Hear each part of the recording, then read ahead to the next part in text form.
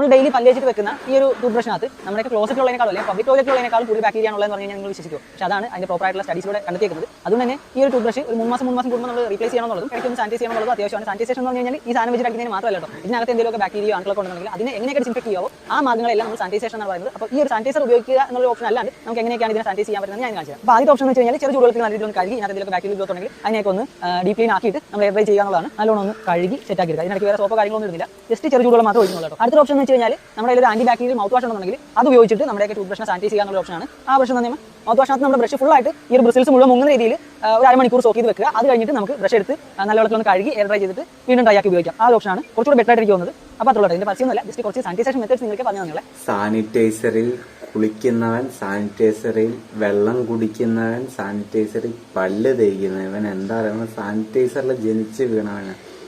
പേസ്റ്റിന് പകരം നീ സാനിറ്റൈസർ തേച്ചാൽ മതി. പല്ല്